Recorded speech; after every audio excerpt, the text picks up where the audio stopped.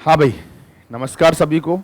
मैं विकास बंसल आपका Agarwal coaching centre के यूट्यूब प्लेटफॉर्म पर हार्दिक स्वागत करता हूं। अभी तक हमारे ज्योमेट्री के 2 पार्ट हम कंप्लीट कर चुके हैं, 2 टॉपिक, जिसमें पहला हमने लाइंस एंड एंगल्स को कंप्लीट किया है और दूसरा जो है बहुभुज को कंप्लीट किया, पॉलीगन को। अब तीसरा नंबर हमारा त्रिभुज का है, तो स्टार्ट करते हैं बेटा त्रिभुज के बारे में। ठीक है, तो देखिएगा त्रिभुज के बारे में अगर हम बात करें कि triangle TRIANGU triangle TRIANGLE triangle त्रिभुज। ठीक है, तो बेटा त्रिभुज होता क्या है? त्रिभुज होता है, ये एक त्रिभुज है।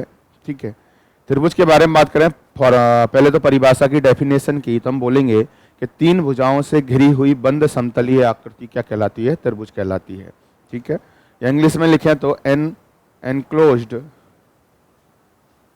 Figure FIGURE of 3 sides is called क्या बेटा? ट्रायंगल।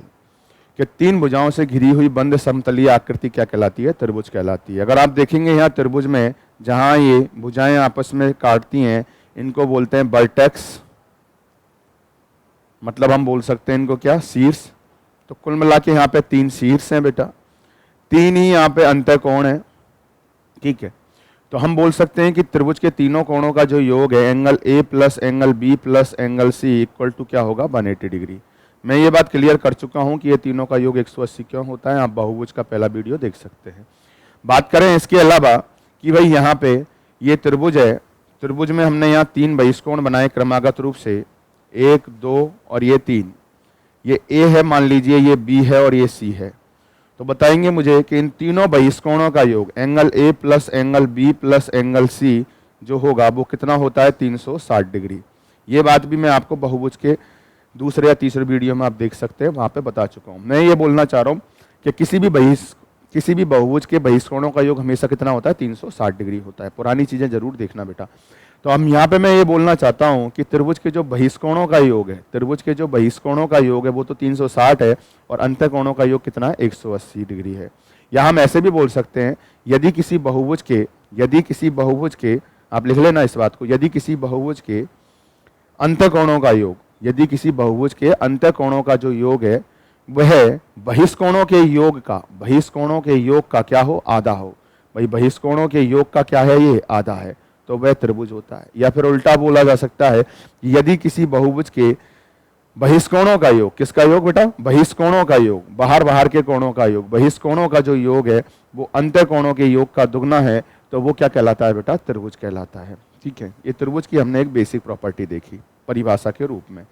इसके आगे बात करें बेटा, दूसरी बात कि एक त्रिभुज है, त्रिभुज में हमने क्या किया? यहां पर ये त्रिभुज बनाया, ये त्रिभुज में बेटा हमने एक बहिष्कोण बना दिया। क्या बना दिया? बहिष्कोण। मान लीजिए ये ABC एक त्रिभुज है और इसको हमने आगे बढ़ाया CD को, तो ये एक बहिष्कोण बना यहाँ पर। तो सुनिएगा, जैसे इसका ये मान लीजिए ये 3 कोण है, त्रिभुज के तीनों का योग हम जानते हैं 180 है। ये X है, ये क्या है बेटा? Y है। तो यहाँ पर ये वाला कोण मान लेते हैं Z है। तो एक बात बताइए, Z में मैं क्या जोड़ू कि भाई साहब 180 आएगा? तो आप बोलोगे कि Z में आप क्या जोड़े? X प्लस Y को जोड़ दीजिए। किसको जोड़ देंगे बेटा? X प्लस Y को। तो बेटा एक बात और सुनिए, यहाँ Z है, एक रेखा पे ये 2 कोण बन रहे हैं, ये दोनों कोण, इन दोनों का योग भी 180 है। एक रेखा पे एक तरफ बने कोणों का योग 180 और त्रिभुज के तीनों कोणों का योग भी कितना है? 180। तो Z में क्या जोड़ू कि 180 हो जाए? तो आप बोलेंगे क्या जोड़ दे भाई साहब? X प्लस क्या जोड़ दे रे? Y जोड़ दीजिए। X प्लस क्या जोड़ दे? Y। कहने का मतलब यह है बेटा यहां पर कि हम बोल सकते हैं, एक सेकंड, ठीक है, हम बोल सकते हैं यहां पर कि जो ये आपका बहिष्कोण है बेटा, क्या चीज रे? त्रिभुज का जो बहिष्कोण है, त्रिभुज का, मैं लिख देता हूं इस वाली बात को, बहिष्कोण, इसके अंतराभिमुख कोणों के योग के बराबर होता है। योग के बराबर होता है कि त्रिभुज का जो बहिष्कोण है इसके अंतराभिमुख कोणों के योग के क्या होता है बेटा? बराबर होता है। तो एक कॉन्सेप्ट हमारा ये होगा आगे चल के सवालों के लिए, ठीक है। एक हमने पढ़ा पहले जस्ट अभी कि त्रिभुज का अंत्य कोणों का जो योग है बेटा वो किसके बराबर होता है, बहिष्कोणों के योग का क्या होता है, आधा होता है, ठीक है। आगे देखते हैं जरा,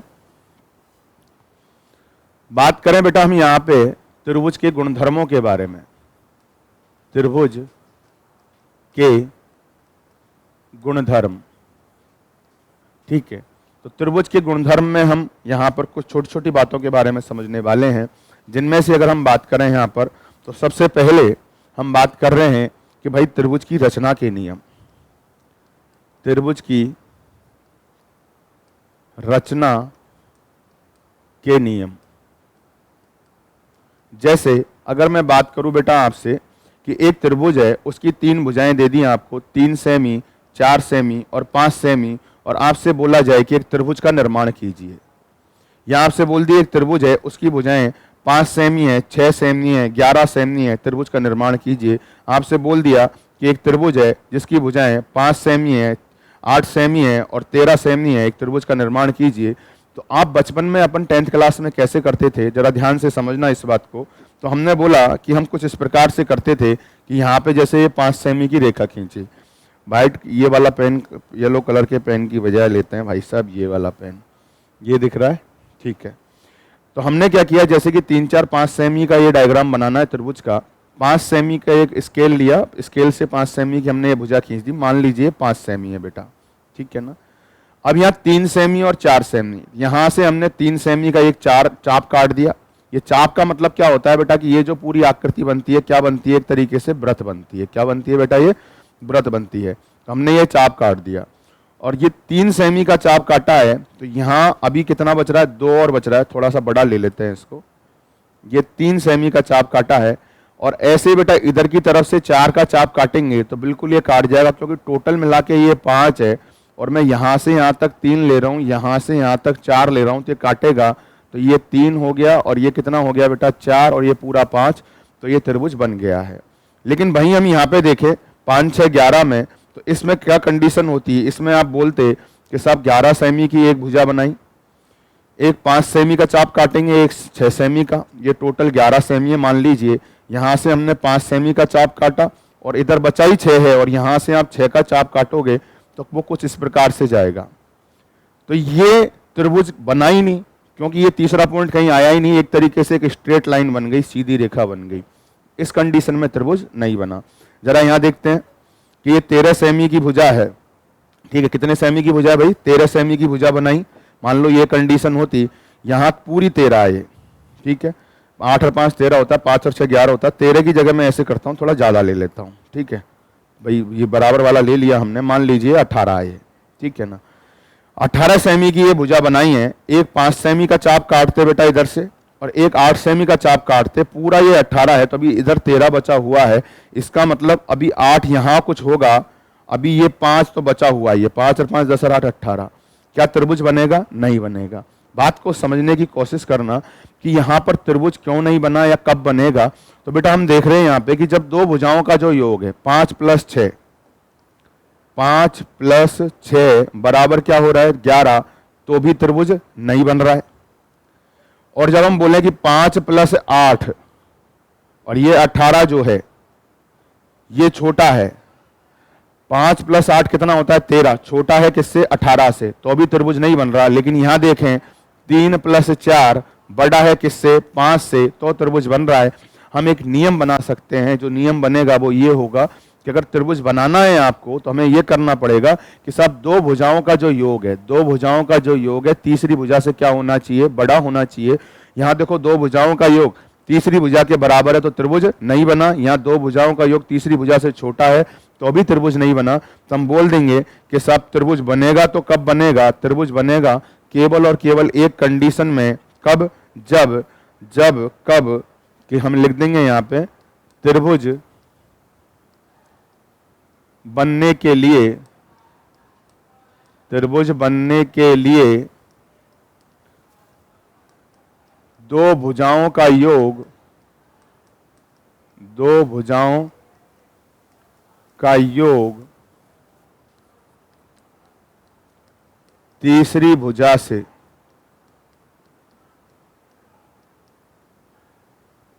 बड़ा होना जरूरी है। ये अपन ने देसी भाषा में लिखा है, sum of two sides will be greater than of third side of a triangle, then a triangle will be build. ठीक है, समझ रहे हो मेरी अंग्रेजी तुम लोग।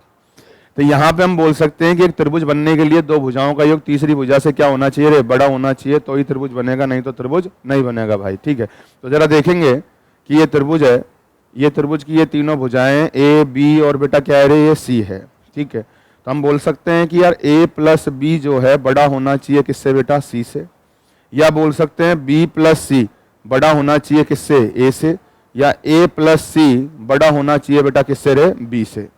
त्रिभुज की दो भुजाओं का योग जो है वो तीसरी भुजा से क्या होना चाहिए, बड़ा होना चाहिए।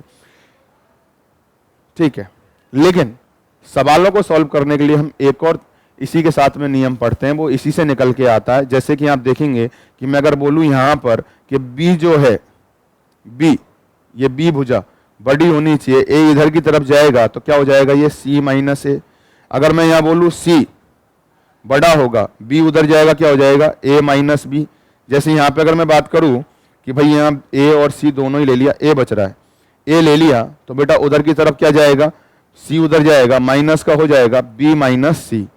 कहने का मतलब क्या है बेटा, दूसरा नियम हमारा ये बन गया कि भाई जो तीसरी भुजा है वो बड़ी होनी चाहिए दो भुजाओं के अंतर से, तीसरी भुजा बड़ी होनी चाहिए दो भुजाओं के अंतर से, और यहाँ तीसरी भुजा छोटी है दो भुजाओं के योग से। इसी को हम उल्टा बोलें तो पूरा रिजल्ट फाइनल ये निकल के आएगा, जैसे मान लीजिए सी ये तीसरी भुजा है। ठीक है, तो तीसरी भुजा बड़ी होनी चाहिए, क्या होनी चाहिए बेटा, बड़ी होनी चाहिए, बड़ी होनी चाहिए अंतर से, ए माइनस बी, बड़ी होनी चाहिए किससे रे, अंतर से, और छोटी होनी चाहिए किससे, योग से। तो तीसरी भुजा बड़ी होनी चाहिए अंतर से और छोटी होनी चाहिए बेटा किससे, दोनों भुजाओं के योग से। तो हम बोल देंगे कि ये त्रिभुज बनेगा, नहीं तो त्रिभुज नहीं बनेगा। इस पे सवाल भी देखने बाकी हैं, दोबारा से चीज को समझते चलेंगे। आगे देखते हैं आगे की कहानी। ये हमारा त्रिभुज के लिए केवल एक कॉन्सेप्ट लिखा है हमने। ठीक है, तो दूसरा नियम यहाँ क्या लिख देंगे बेटा, यहाँ लिख देंगे त्रिभुज की दो भुजाओं का अंतर, दो भुजाओं का अंतर तीसरी भुजा से बड़ा होता है। भाई साहब गलत लिख दिया है, त्रिभुज की दो भुजाओं का अंतर तीसरी भुजा से क्या होता है, छोटा होता है। तीसरी भुजा से क्या होता है रे, छोटा। ठीक है ना, तीसरी भुजा से क्या होना चाहिए, छोटा, और दो भुजाओं का जो योग है, sum of two sides will be greater and sum difference of two sides will be lesser of third side. ठीक है, तो हम बोल सकते हैं कि यहाँ पे भाई सब त्रिभुज बनवा के लिए मेन जो बात है वह है एक भुजा जो है दो भुजाओं के अंतर से बड़ी, दो भुजाओं के योग से क्या होनी चाहिए रे, छोटी होनी चाहिए, तो ही व्यवस्था बैठेगी, नहीं तो व्यवस्था नहीं बैठेगी। इसके बाद में अगला कॉन्सेप्ट क्या है बेटा, सुनिएगा। हम यहाँ बात करेंगे बेटा सबसे पहले त्रिभुज के गुणधर्मों में ही, त्रिभुज के गुणधर्मों में ही सबसे पहले अभी कुछ छोटे छोटे पॉइंट्स की, जिनमें पहला पॉइंट है कि यदि कोई त्रिभुज है बेटा, मान लीजिए ये ए बी सी एक त्रिभुज है और त्रिभुज की तीनों भुजाएं समान है, ए बी बराबर बी सी बराबर ए सी है, तीनों की तीनों भुजाएं समान हैं, तो ये तीनों की तीनों भुजाएं समान हैं, तो हम बोलेंगे त्रिभुज के तीनों कोण जो हैं वो भी कैसे होंगे रे, समान होंगे। कोण ए बराबर कोण बी बराबर कोण सी। तो इस वाले पॉइंट में क्या लिखेंगे, त्रिभुज की तीनों भुजाएं समान है तो त्रिभुज के तीनों कोण भी कैसे होंगे, समान होंगे। या फिर जस्ट इसका अपोजिट, क्या ये दिख रहा है पूरा, ठीक है, एक बार मैं दोबारा से लिख देता हूँ भाई, मैं नीचे लिख देता हूँ। ये त्रिभुज है ए बी सी, अगर त्रिभुज में तीनों भुजाएं समान है कि सब ए बी बराबर बी सी बराबर ए सी है, यदि ये है तो त्रिभुज के तीनों कोण भी कैसे होंगे, समान होंगे। ये 60 डिग्री है बेटा, ये 60 डिग्री है और ये भी क्या है 60 डिग्री। कोण ए बराबर कोण बी बराबर कोण सी कितना बचेगा रे, 60 डिग्री का। तीनों का योग 180 होता है, बराबर है तो 60 के आएंगे। तो सुन लीजिए कॉन्सेप्ट क्या लिखने वाले हैं अपन लोग कि पहला कॉन्सेप्ट कि त्रिभुज की तीनों भुजाएं बराबर है तो त्रिभुज के तीनों कोण बराबर होंगे। या फिर त्रिभुज के तीनों कोण हमें बराबर पता लग जाएं तो हम बोल देंगे कि तीनों की तीनों भुजाएं भी क्या होंगी, बराबर होंगी। त्रिभुज की अगर दो भुजाएं पता लग जाएं, कितनी बेटा, दो। त्रिभुज की अगर दो भुजाएं पता हैं, दो भुजाएं बराबर हैं, त्रिभुज की दो भुजाएं कैसी हैं, बराबर हैं, तो हम बोलेंगे उनके सामने के जो कोण हैं वो भी कैसे निकल के आएंगे बेटा, बराबर आएंगे।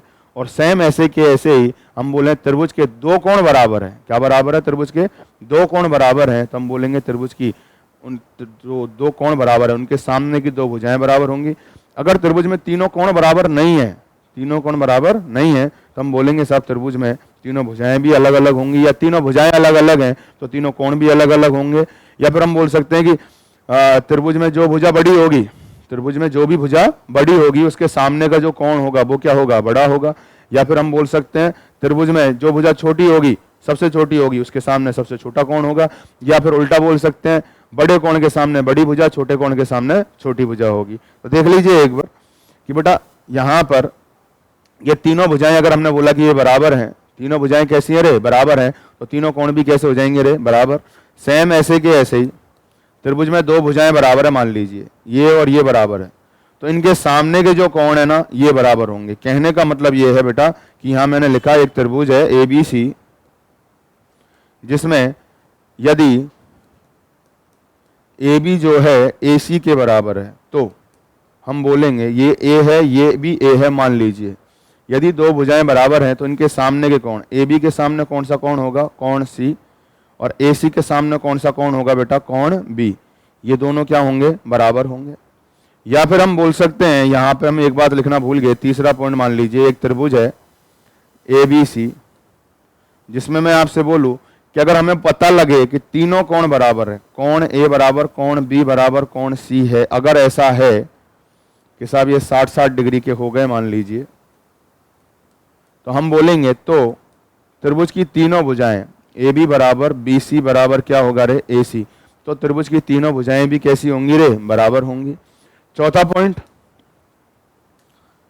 पॉइंट हम लिखेंगे कि एक त्रिभुज है जिसमें दो कोण बराबर हैं, मान लीजिए कोण A और कोण B बराबर हैं, ये वाला कोण और ये वाला कोण दोनों कैसे हैं, बराबर हैं। मान लीजिए दो कोण बराबर है तो इनके सामने की जो भुजाएं होंगी ये भी कैसी होंगी, बराबर। ये A है तो ये भी क्या होगा, A होगा।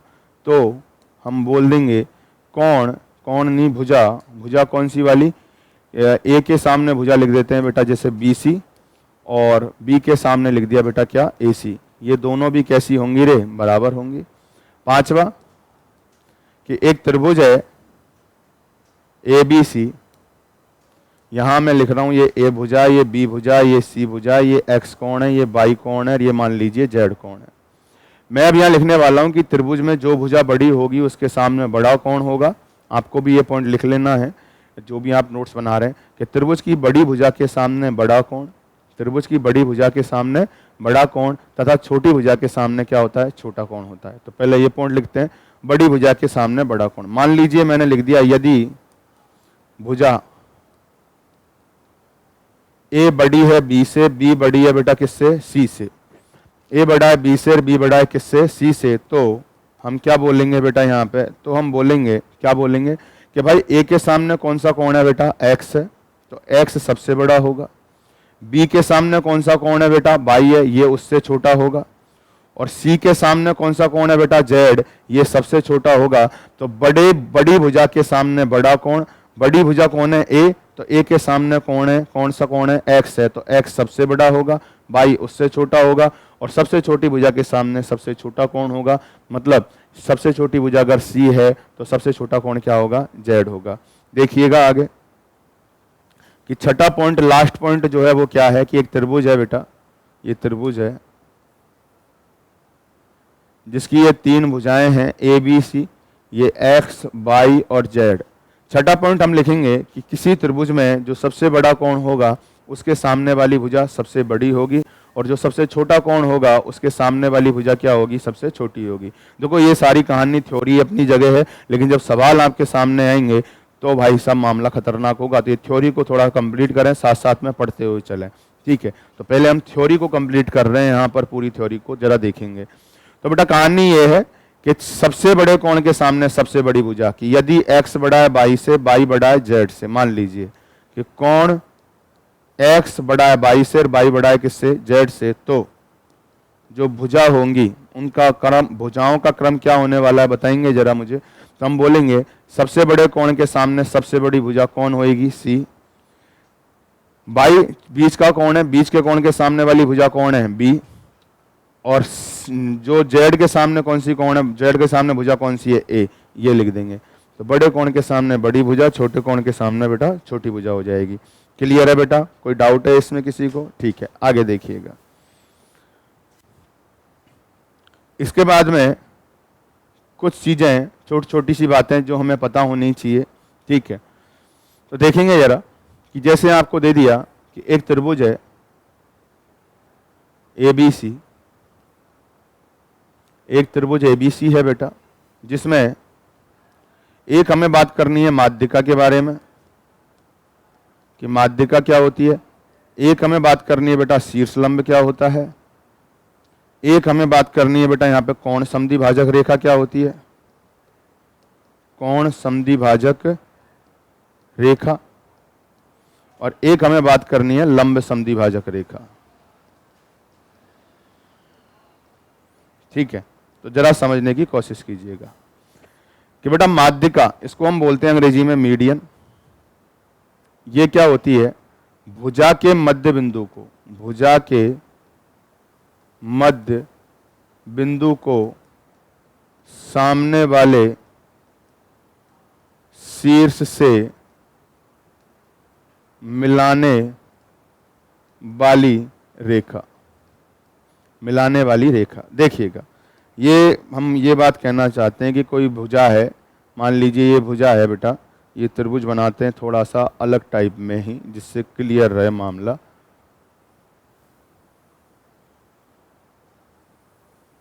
ये एक त्रिभुज है ABC, ठीक है, ABC।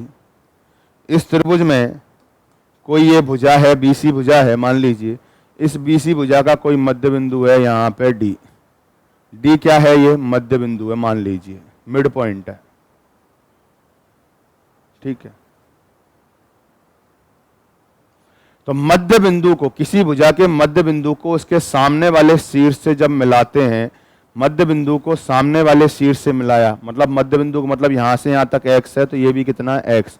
मध्य बिंदु को सामने वाले शीर्ष से मिलाते हैं तो वो रेखा क्या आती है, माध्यिका कहलाएगी। ये क्या कहलाएगी बेटा, माध्यिका। एक होता है शीर्षलंब, हाइट, HEIGHT। हाइट क्या होती है, किसी शीर्ष से सामने वाली भुजा पर डाला गया लंब। लंब का मतलब है बेटा कितने डिग्री का कोण, 90 डिग्री का। मैं लिख देता हूं, किसी शीर्ष से, किसी शीर्ष से सम्मुख भुजा पर डाला गया लंब क्या कहलाएगा, शीर्षलंब कहलाएगा। जैसे यहां पे ये तो AD जो है ये तो माध्यिका है, और AE जो है बेटा ये क्या हो गया, शीर्षलंब। अगर मैं बात करूं कि यहां पर मैं किसी कोण का अर्धक कर दूं, कोण का क्या कर दें, आधा। दिख रही है ये रेखा, ठीक है दिख रही है। कोण का क्या कर दिया जाए, आधा कर दिया जाए। पूरा ये कोण है, इसका ये क्या कर दिया, आधा। कि ये पूरा कोण थीटा है तो ये भी क्या है, थीटा। आधा कर दिया। कोण को जो आधा करेगी, मान लेते हैं ये AF रेखा है, तो इस रेखा को हम क्या नाम से बोलेंगे, कोण समद्विभाजक रेखा, angle bisector line, angle bisector line, कोण का आधा करने वाली रेखा,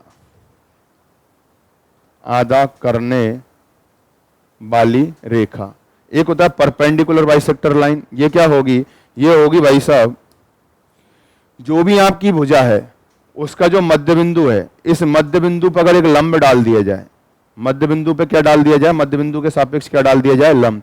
किसी भुजा के मध्य बिंदु के साथ में क्या डाला जाए, लंब डाला जाए, तो ये आधा भी कर रहा है और ये लंब भी है, तो ये वाली जो रेखा कहलाएगी, इस रेखा को बोलेंगे लंब समद्विभाजक रेखा, लंब समद्विभाजक रेखा। सुनिएगा बेटा, आप एक बार स्क्रीनशॉट ले लें पहले तो इसका, ठीक है। अब देखें जरा, मैंने बोला एक त्रिभुज है यहाँ पे, इसमें ये कोई भुजा है, इसका ये मध्य बिंदु है। मध्य बिंदु को अगर सामने वाले शीर्ष से मिलाया, मध्य बिंदु को सामने वाले शीर्ष से मिलाया, तो ये क्या होगी रे, माध्यिका होगी, ठीक है। और मान लीजिए ये त्रिभुज है, यहां पे आपने ये लंब डाल दिया, ये आपने भाई साहब शीर्ष से लंब डाल दिया है, तो इसको क्या बोलेंगे, शीर्ष लंब या हाइट, शीर्ष लंब। ठीक है, ये लंब है मतलब 90 डिग्री का कोण है, ये माध्यिका है मतलब ये दोनों भुजाएं भुजा आदि कर देगा। ये क्या करेगा, केवल लंब डालेगा। और एक है भाई साहब कि हमने यहां से इस कोण का आधा किया है, किसका आधा किया है, कोण का आधा किया है। अगर किसी कोण का आधा किया जाए तो ये वाली जो रेखा होगी ये होगी कोण समद्विभाजक रेखा। कौन सी रेखा होगी बेटा, ये कोण समद्विभाजक रेखा होगी। और सेम ऐसे के ऐसे ही अगर हम बात करें कि भाई साहब यहां पर बात करें कि ये जो है आपकी ये त्रिभुज है, इसमें ये भुजा का कोई मध्य बिंदु है, यहां पर इस भुजा के मध्य बिंदु पे क्या डाल दिया जाए, एक लंब डाल दिया जाए, 90 डिग्री का कोण बना दिया जाए। तो इस वाली रेखा को जो हम नाम देंगे, ये मध्य बिंदु है, ये एक्स एक्स, तो ये मध्य बिंदु भी है और यहाँ पे ये लंब भी है। तो इस टाइप का जो मामला होगा, इस टाइप की जो रेखा होगी, ये कौन सी रेखा होगी, लंब समद्विभाजक रेखा। ठीक है, ये सारी की सारी चीजें आपके काम में आने वाली है, एक बार आप कर लीजिएगा इसको, ठीक है ना, नोट कर लीजिएगा या स्क्रीनशॉट ले लेंगे। छोटी सी बात और सुनेंगे साथ में ही, रुकना भी, कि यहाँ पे हम 4 केंद्र पढ़ेंगे बेटा। एक पढ़ेंगे केंद्रक, जिनमें ये चीजें काम में आएगी। केंद्रक का दूसरा नाम होगा गुरुत्व केंद्र, ठीक है। एक पढ़ेंगे अंतः केंद्र, एक पढ़ेंगे बेटा अपन लोग लंब केंद्र, और एक पढ़ेंगे भाई साहब परिकेंद्र। जैसे केंद्रक को हम बोलते हैं सेंट्रॉइड और ग्रेविटी सेंटर। ये क्या कहानी होगी बेटा, तीनों माध्यिकाओं का संगामी बिंदु। तीनों माध्यिकाएं जहां मिलेंगी, भाई एक त्रिभुज में एक माध्यिका थोड़ी होगी, 3 भुजाएं, तीनों भुजाओं पे 3 माध्यिका बन सकती है। तो तीनों माध्यिकाएं जहां पे मिलेंगी वो वाला क्या होगा मामला, केंद्रक होगा। ये आगे चल के काम में आएगा, देखेंगे। इन सेंटर अंतः केंद्र, इन सेंटर जो है ये है भाई साहब कोण समद्विभाजक रेखाओं का, कोण समद्विभाजक रेखाओं, जहां तीनों कोण समद्विभाजक रेखाएं बनेंगी, ठीक है, जहां तीनों कोण समद्विभाजक रेखाएं मिलेंगी, तीनों कोण समद्विभाजक रेखाओं का संगम बिंदु अंतः केंद्र होगा। लंब केंद्र, लंब केंद्र भाई साहब इसको बोलते हैं ऑर्थो सेंटर। ये क्या होगा, जहां तीनों शीर्षलंब मिलेंगे, जहां पर तीनों क्या मिलेंगे, शीर्षलंब मिलेंगे, उसको क्या बोलेंगे, लंब केंद्र बोलेंगे। और इसको बोलते हैं सरकम सेंटर, CIR, बस एक सेकंड, CIRCUMCENTRE। जहां तीनों लंब समद्विभाजक मिलेंगे उसको क्या बोलेंगे, परिकेंद्र। तो आज की क्लास बेटा हम यहीं पे फिनिश कर रहे हैं।